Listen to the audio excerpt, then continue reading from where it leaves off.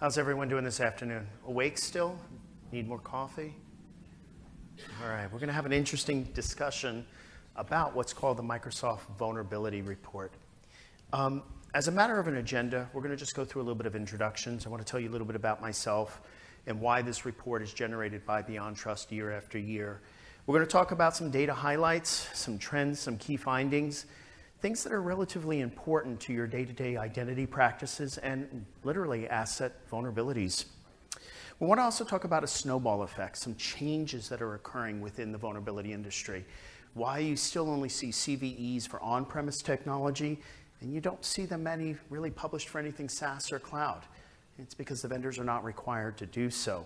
But it does impact the data and the way it's reported because you don't necessarily know what's going on within the cloud and identities.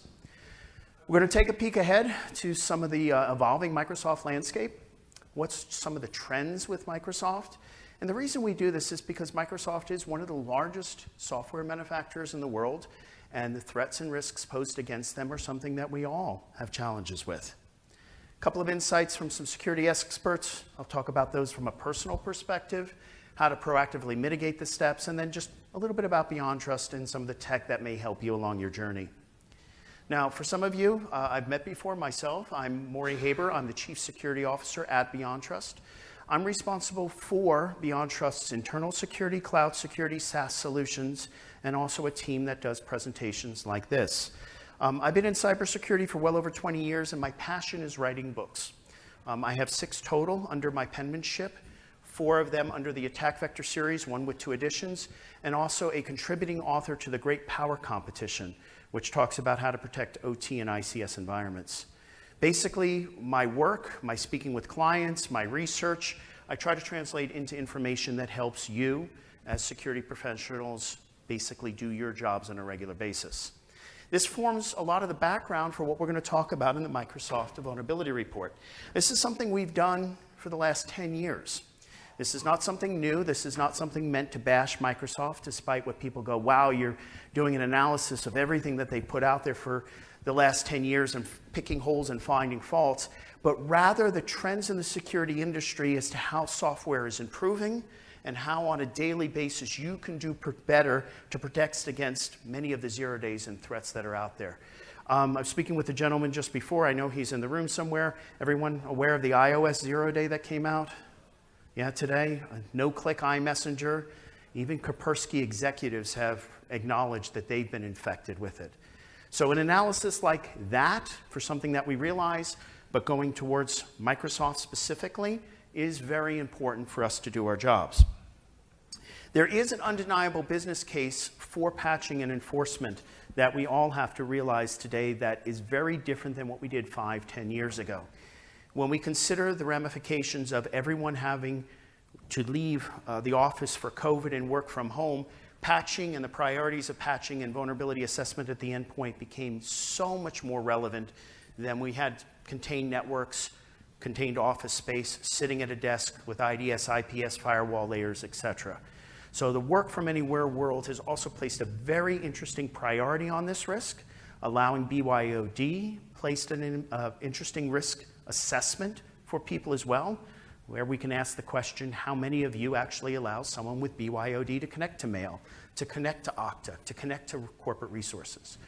In reality, we'd all love to say it must be a corporate issued device, but in practicality, we find something quite different. So our overall goal is to reduce risk. So let's first start with the Microsoft patch report. Everyone's familiar with Patch Tuesday, right? Right? I'm seeing a lot of heads nod. How many of you have ever gone to like old DEF CONs and things like that? Remember a company called EI Digital Security? Have you heard of your Retina Vulnerability Scanner? That's actually where I came from. We had a t-shirt back in the day with a guy standing there, go, see you next Tuesday, and Microsoft on the bottom. All right, this is kind of where that lineage comes from. What it is Patch Tuesday is unofficially Microsoft's date for deploying security patches that have been fully QA'd, vetted, etc., that go on schedule. This excludes those urgent patches for 0 days or something else that may be in a wild, or for that rare case that an end of life may happen.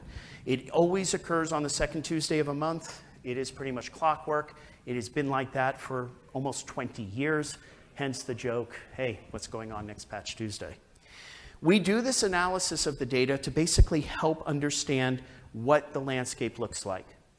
When it originally started, there was no such thing as the cloud. We were doing this on-premise. We were doing this for things like Word, Office, etc., as separate products. It didn't exist, in what we know as Microsoft Office today. We really didn't even have an Outlook client. It was mail. But more importantly, we were doing it for the operating system. We were focused on things like XP, back to Windows 95, to find out where those flaws are and let people know the severity of the risk that occurred within the last year. Now, I know this is an identity crowd. I would assume everyone here is familiar with CVSS, originally developed by MITRE. A lot of heads, yes, no. When this was originally developed, we didn't have critical. It was low, medium, and high. And we would set our SLAs for patching around highs and stuff like that. But then we found out we needed to actually create the new category about 10 years ago called critical to state that something is wormable, exploitable, an immediate threat, may not even have a patch, it must be done. And this is what we live with today. But when we talk about the Microsoft Vulnerability Report, we can only analyze what Microsoft reports today for deployed software products. That means something that you download, install, or run yourself. You do not see CVSS, you do not see the CVE for cloud. You do not see it for MS365 and many of the services hosted in the cloud. They don't report it that way. In fact, in the last 2 years, they've changed their reporting mechanisms to not even include if it's exploitable with admin privileges or not.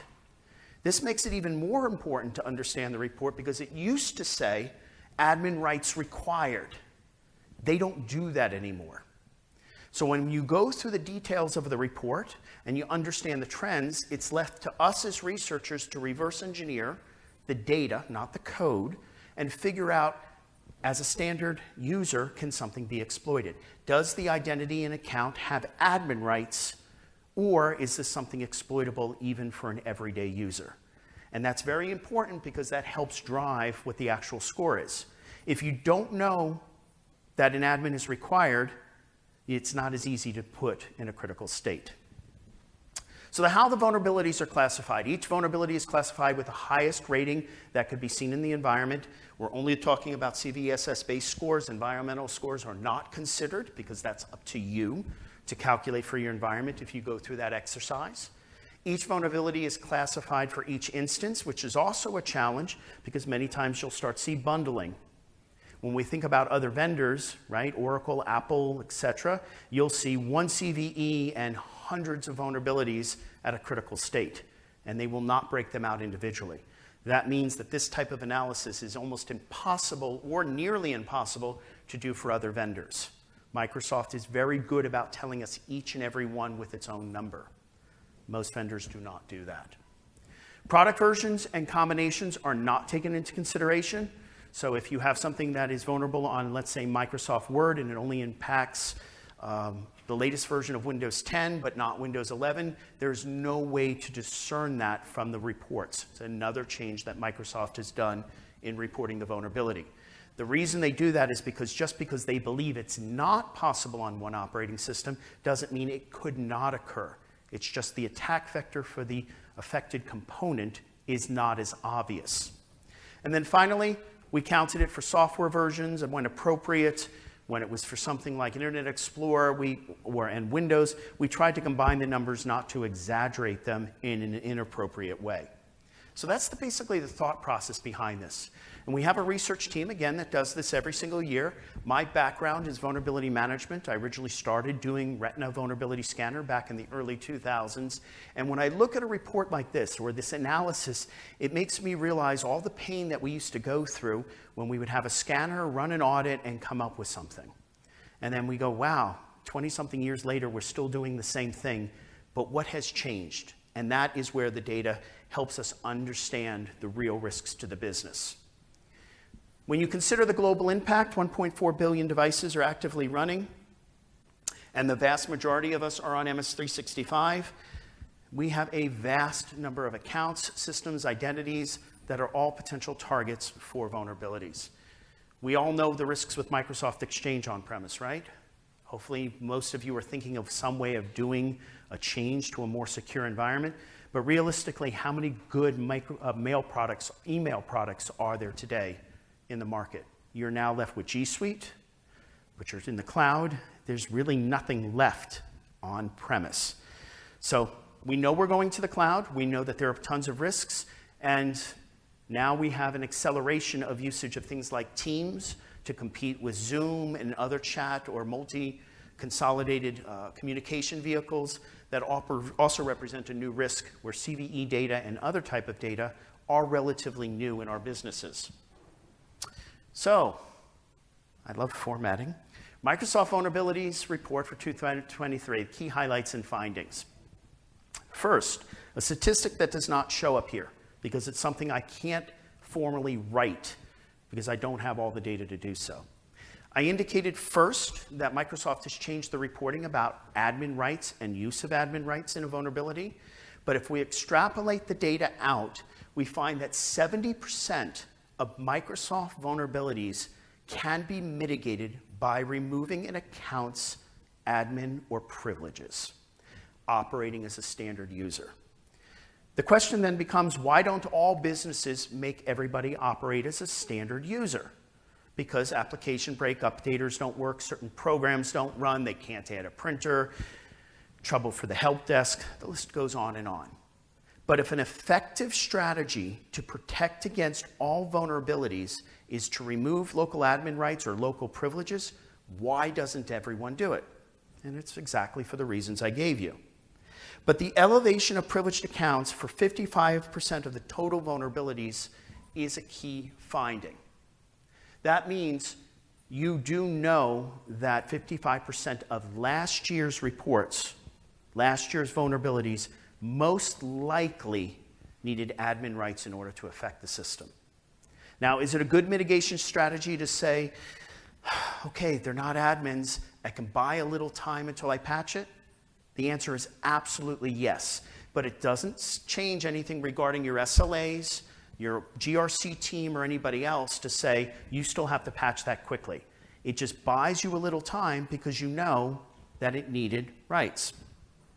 Now, the total number of Microsoft vulnerabilities rose to 1,292, hitting an all-time high.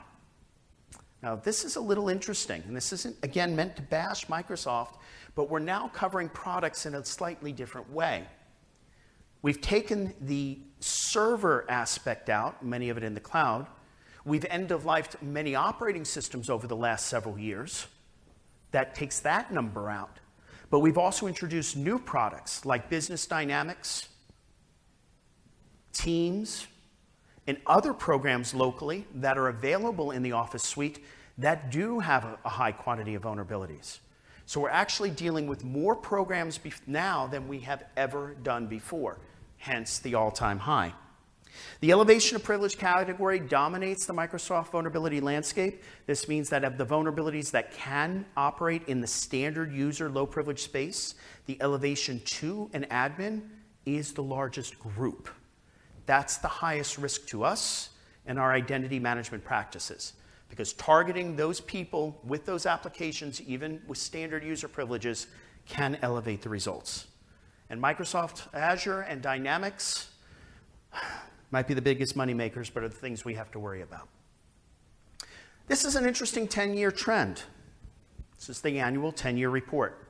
And if you're looking to get these slides or this data in detail, I see a couple of you taking photos, this whole report is available to download from my website. So you can get the high-resolution graphics directly for your own work. Think about the total numbers. This is where we are from 2012 to when we started in 2013. Look at the interesting one of remote code execution. Anybody notice something very odd there? It's kind of flat. That means we're really not getting much better or much worse with wormable style vulnerabilities across Microsoft products. That's an interesting finding. We've gotten no better in our code development with Microsoft, and we've gotten no worse. Critical vulnerabilities is the good news. Microsoft is doing a much better job at identifying serious risks with whatever tool sets they're using and making sure we're not exposed in our day-to-day practices. And like you, as the CISO for a company, even though I'm a vendor, that number gives me a little bit of comfort that I'm not in panic mode day after day chasing critical vulnerabilities. But we are at that all-time high. But Microsoft is producing more products than they've ever done before. It's just a straight-up trend we care about. However, we have something here that I kind of worry about as well. How many of you use Edge? How many of you use Chrome? You know they share the same code base, right? Okay. What happened here? Are they inheriting the vulnerabilities from Chrome, or is this their customization of the platform? I can't answer that. That's a kind of a sad state, but it's the truth. We can look at all of the Chrome vulnerabilities that are out there, and we can map some of them back to the Microsoft ones, but the CVEs and the conditions don't necessarily map, and Google is one of the vendors that does a very awful job at telling us when there is a problem with their code. They will push a lot of updates bundled. They'll give us a generic reason. They'll give us a CVE through Google Chrome Enterprise. They'll tell us everybody's got to be patched, etc. But they don't follow the same model, which is the best model that Microsoft does in giving us a list of every single one. So while the quantities may be a little misleading here, that 311 may be equivalent to 10 of Google's, just because of the reporting differences that the two vendors use. Keep that in mind. But it's still at an all-time high from a single instance standpoint. We've all standardized on Edge, Chrome. Maybe there's some stray companies out there that allow others. But essentially, our browsers are still a ripe target because of the number of vulnerabilities.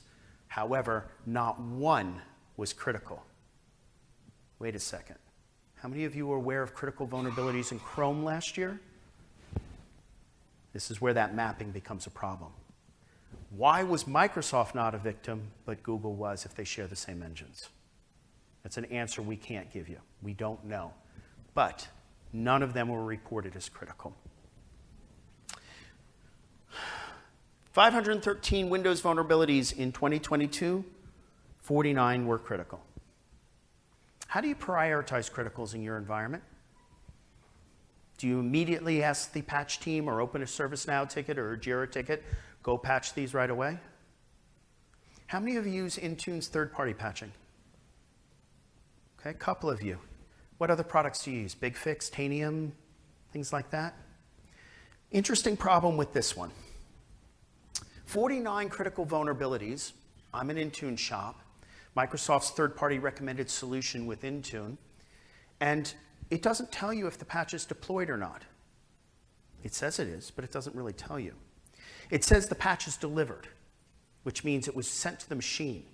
Doesn't tell you if it's executed, doesn't tell you the exit code, doesn't re-verify if the patch is actually installed.